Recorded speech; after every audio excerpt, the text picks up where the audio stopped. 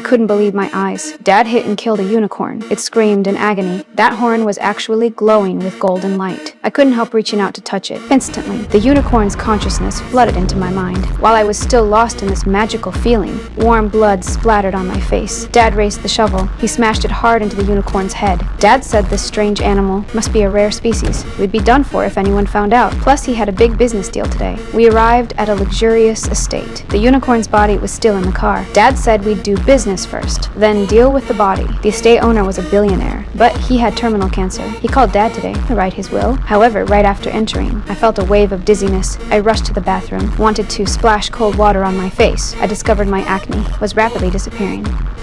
Dad noticed something strange too. His 1,000-degree nearsightedness was cured. He could see even the smallest letters clearly. I ran to find Dad, wanted to tell him the unicorn in the car was special. We had to dispose of it immediately. Before I could finish, a huge crash came from outside. Everyone rushed out. The unicorn had burst through the window.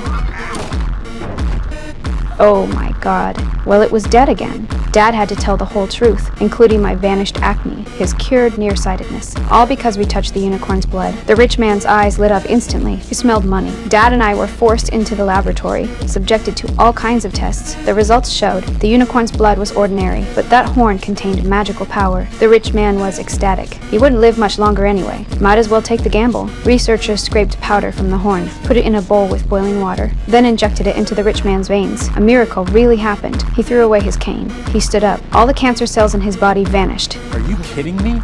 Cancer? That's the biggest one. The rich man immediately contacted powerful people worldwide, selling them this miracle drug. The price soared to $10 million per gram. Still couldn't meet demand. I couldn't stand it anymore. I stood up to stop them. But we can't take it.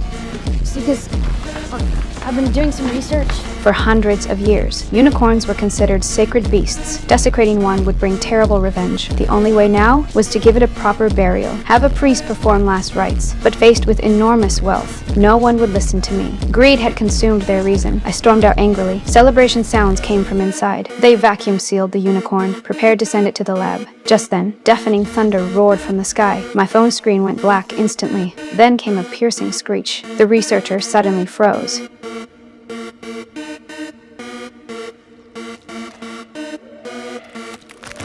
Everyone stared out the window in terror. A massive shadow engulfed the entire estate.